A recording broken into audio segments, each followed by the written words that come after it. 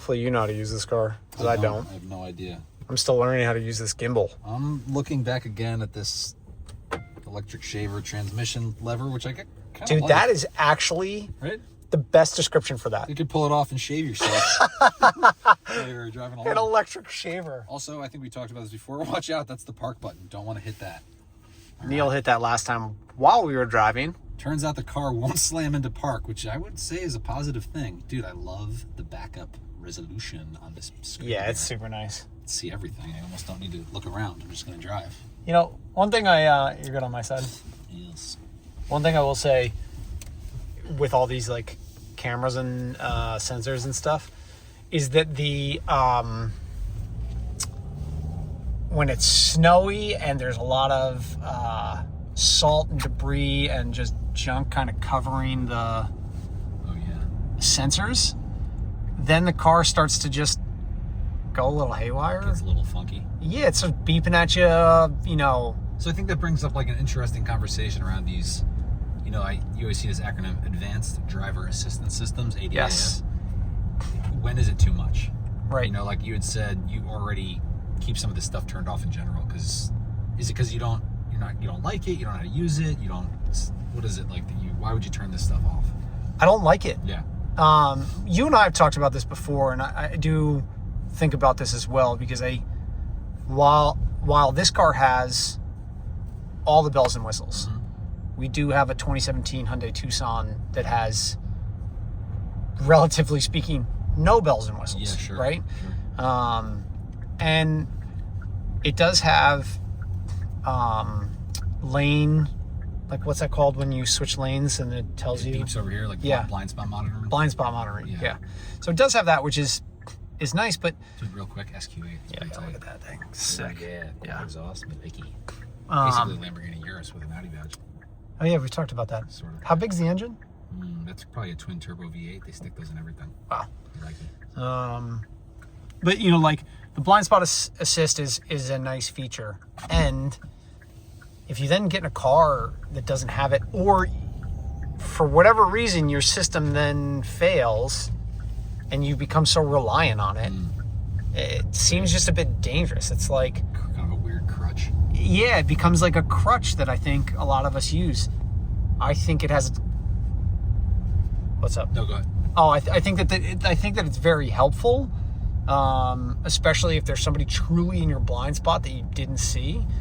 But you know, and here's an interesting add-on to like why you might be a little leery of some of this stuff. I was just about to point out there, as I was getting on that on-ramp, of course the other lane coming off the highway has a "Do Not Enter" as a wrong way sign posted. As I'm pulling onto my on-ramp to get on the highway, a little "Do Not Enter" sign flashed on the screen. Yes. Gave me a little momentary, heart attack right there. Like, oh, am I in the wrong lane? Speaking of interesting. Yeah, that is interesting. Speaking of some of these features, I've been slowly backing up, and somebody's walked in front of my behind the car, and I've seen them, and the car locks up so fast. Or I've had it when you're kind of on the edge of your lane. Yeah, this is really weird. I've never driven this before. It's very weird having this. I'm deliberately going to the edges, and it's pushing the wheel back. Although I will say, it's doing a good job. Yeah, it's just unusual. It does a good job, except when an emergency brakes for you. If it detects somebody's getting too close, somebody's coming into your lane, or you're accidentally getting into somebody's lane to avoid, say, a piece of debris. But now you need to switch lanes slightly. And it wants you to not. And it thinks you're going to crash into somebody, so it locks up the brakes. It is very jarring. If you put the turn signal on, can I cross over the dotted lines without the steering wheel jerking around? I have no idea. You're going to find out. Yeah.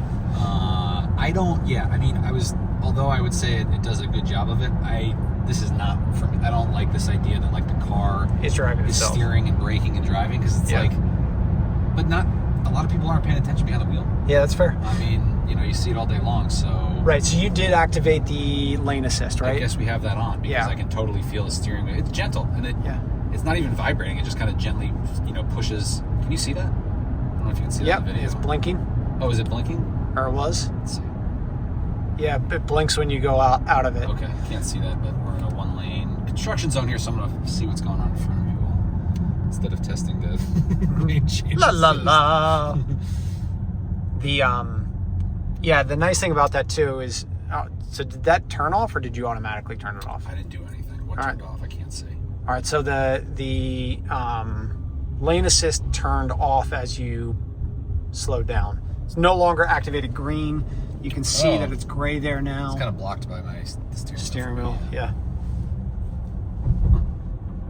All right, so we're out on the highway so we can test out adaptive cruise control, right? Yep.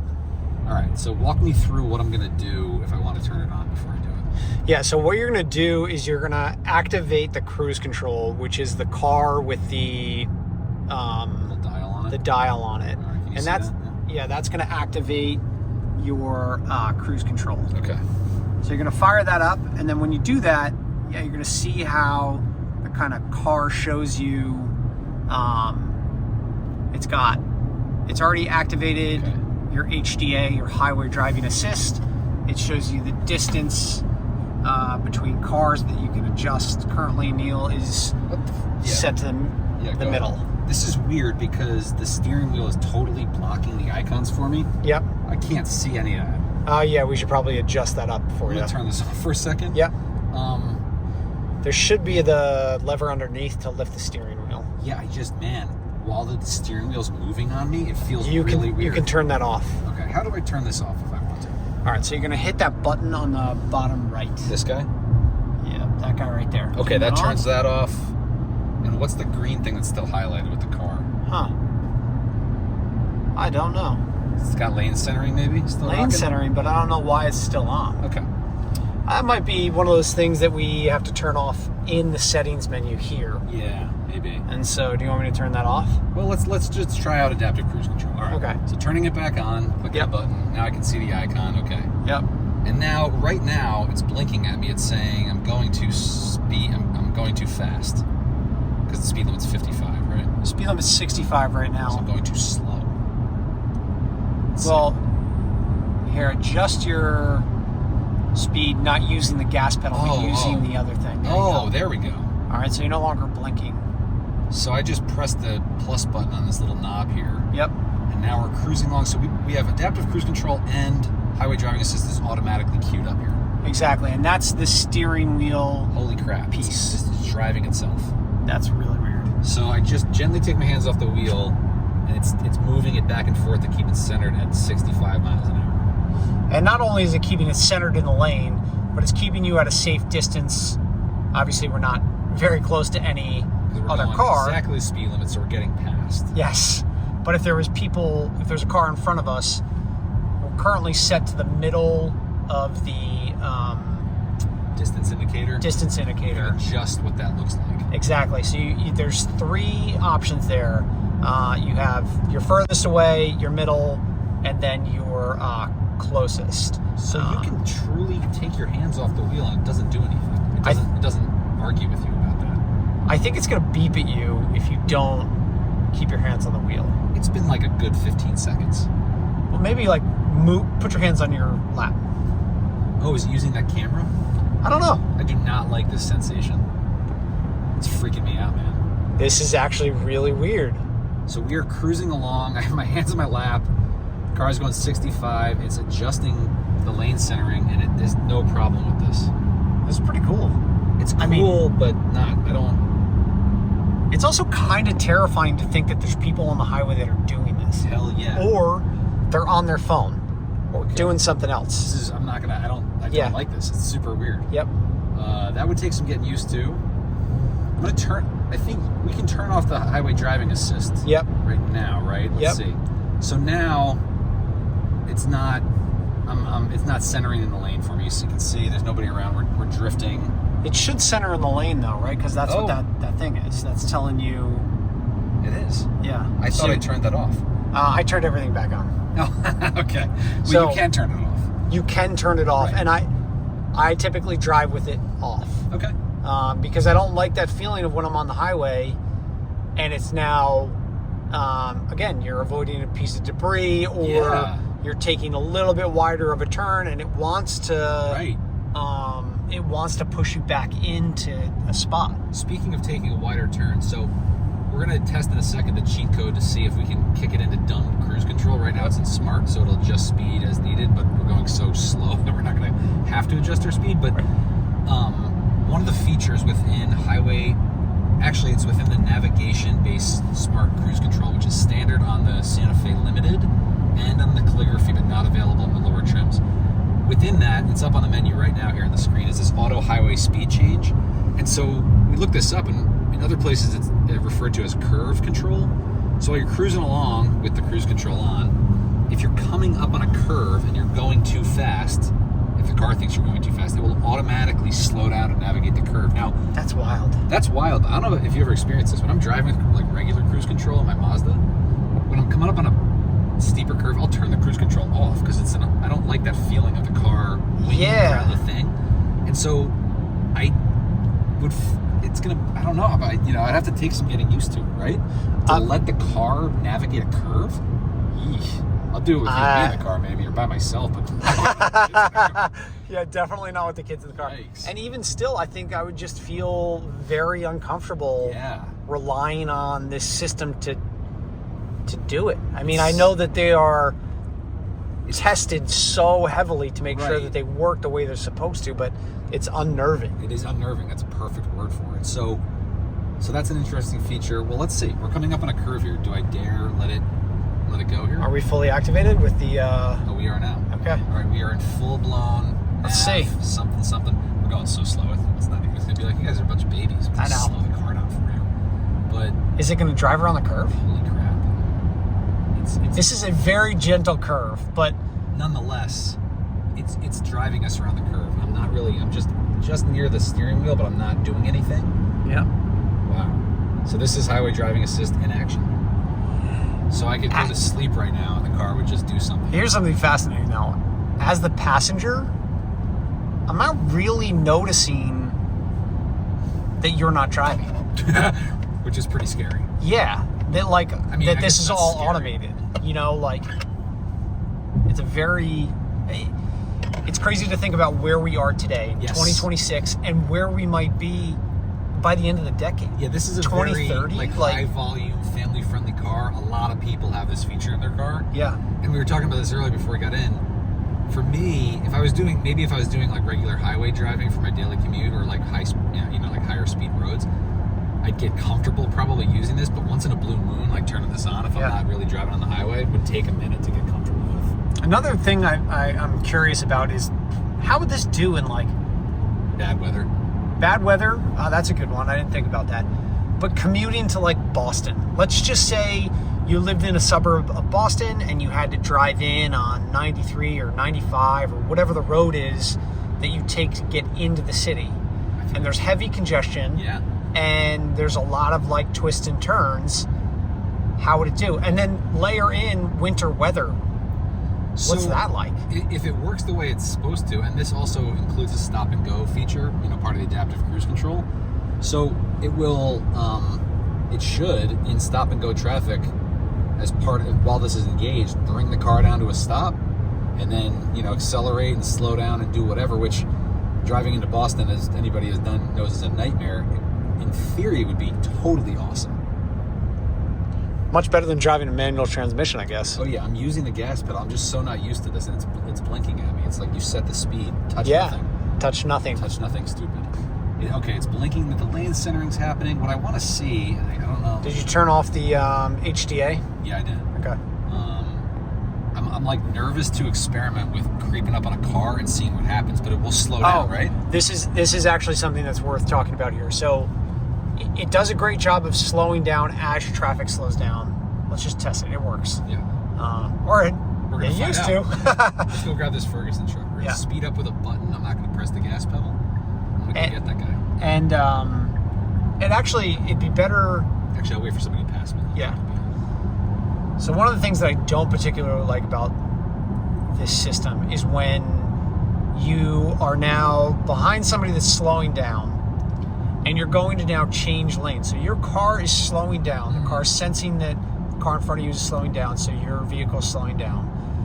Then you turn your turn signal on, and you're now getting, the sensor is now moving out of the path of the vehicle in front of you. Okay. And so it's this like slow down to then it doesn't jerk back, but it accelerates pretty hard. Okay. To get you back up to your cruising speed as soon as the sensor understands that nobody's in front of you. It's a lot of technology, and I would argue that like there should be some like education happening for like people buying these things. Like the two people behind us that are trying to get in an accident, they could probably use a little education, you know. That's where we come in. That's what we're doing right now. We're educational providers. Yeah, educators even. Oh, that's another word for it. I think so. Anyway, I talk sometimes. Let's see. This guy's going, he's so fast, I'm not going to catch him. But what I was going to say is, to your point about like all this stuff kicks on. Like, I don't know if the car comes with it already mostly engaged. It does. It does. I had to turn a lot of it off. So now you're driving along normally. You've never driven this kind of stuff. And you go to change lanes and it's hitting the brakes and it's jerking the wheel. I'd be like a little more than unnerving. I think you really freak somebody out with that. Especially if you're coming from like an older Honda Accord that has nothing. Yeah, my Mazda 6 has none of this. Right. Oh, yeah. Yeah, your Mazda 6, does it even have a backup camera? No. Yeah. Right? Like, so if you're coming from an older car and you're like excited about the new technology, you should be, and spend some time learning about it. Spend some time learning about it. Read the manual, watch our video 50 times, lots of, subscriptions. Yeah, make sure you like and subscribe, obviously. But here's a road where highway driving assist is the best. I'm going to turn it on. This road, we're on a Spalding Turnpike in New Hampshire. It's one lane for 700 million miles. Yep. And very lightly trafficked. Very pretty, though. Very pretty. And, I'm just going to talk with my hands like Tyler always accuses me of doing, pointing and I'm gesticulating. That's a word. Is it? And the car, it is. This driving itself. I don't like this, especially with other traffic coming at me at 60 miles an hour, so I'm going to turn it off because I don't know. It's weird. Bye-bye. Let's see. That truck's driving slow. Let's go test out. Here we go. Let's get him. Yeah. Let's see what happens. So what you could do is you could turn your cruise control off, accelerate with the gas pedal to catch up. Okay, there we go. I'm going to punch it. 231 unadulterated hybridized horsepower. Exactly. How do you like that sounds? That's a mouthful for sure. I'm speeding right now. Don't tell anybody. Well, interestingly enough, when you start to speed, you can see on the speedometer that red blinking light is telling you that you are going above the speed limit. You're a sinner. Okay. Adaptive cruise control engaged. I don't think that you're a sinner, more that you're a criminal. No, we're a sinner. All right, I'm ready to hit the brakes here if Hyundai doesn't respond. Okay. I'm doing 69 miles an hour just by accident, and you can bump it up to 70. I could. Well, I'm going to creep right up on this Honda, and you're right. I'm going to get wild here. Creeping up to 70. Okay. Oh, I'm going 60 miles an hour. Yep. All right, look at that real quick. So can you show that on the thing? I've got it set to 70, but I'm doing 60. Yep. So it's doing things. And you're still set to the middle distance, which you can adjust. So if you want to get a little closer to the person in front of us, why not? Okay. When I live on the edge. Live free or die in New Hampshire. Yeah. So am I pressing this button to adjust the lane distance thing? Yeah, exactly. You press that button right there, and then that'll tighten it up. Yep. That allows you to come in. But now if you hit it again, it brings you all the way back to number 3. Oh, number 4 you mean? There's 4 distances. I stand. I'm a giant baby, so corrected. I want 4 all the time. I don't know if this is accurate, but they say that for every 10 miles an hour, you need a car length in front of you for braking, right? Yeah. So here we are doing... Not me, though. I'm tier 2, so... Yeah, Tyler's an expert level. I'm stupid level. So this is pretty far. Yeah. Now, maybe somebody mistakens me for somebody that, got their license at Sears. I didn't get my license at Sears. So we're going to tighten it up to 3. I feel like the 2 was right. Anyway, this all works pretty well. Yeah. As advertised. Let's try the Nintendo cheat code. All right. For turning this into dumb cruise control, old regular cruise control. So first I'm going to turn it all the way off. Okay. It's off. Now we're going to put it into standby mode.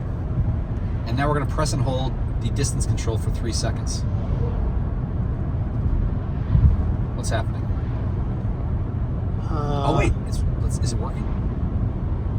All right, so now... No, it looks like it's still activated. No, it's still in adaptive cruise control.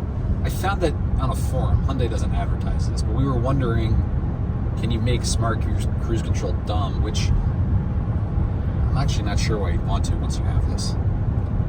Yeah, I mean, that's fair. I love cruise control. That's the one feature. Literally the only feature on my Mazda is regular dumb cruise control, and I use it all the time. But if I had this, I would just use this. Yeah, it actually is really nice, especially when you're on This. a single lane road. There's nowhere to go. I can't Yeah. pass anybody. If I got a slow poke in front of me, I can just, in the Hyundai, I can take my hands off the wheel and zone out. Don't do that, But you can. but I just did it. Yeah. I think that's good for here. I agree. You know? The nice thing too is if you are on, I know that you can't use cruise control like under 20 miles an hour, but you can use it on a long road that's say 35 miles an hour and known to be a spot where police sit and ticket people. So if you're looking to have a long stretch of a single lane road, whether it's 35 miles an hour or 70, I think that the adaptive cruise control is incredible. I agree. Quick funny story. My first car was a 1989 Toyota Corolla. Tyler and I had a podcast about this car. You should listen to it. Yeah, go to the Knocking Rod and check out this podcast. It's great. But a lot of the cars that I had for a while were very manual. Manual windows, no cruise control, nothing. Finally get a car. I think it was maybe the Sentra, the Nissan Sentra I had. SCR Spec V? Spec V, yeah. And I can remember calling Richie and asking him, how do I use cruise control? Because it was on there, Right. and I was driving like 6 hours. Yeah.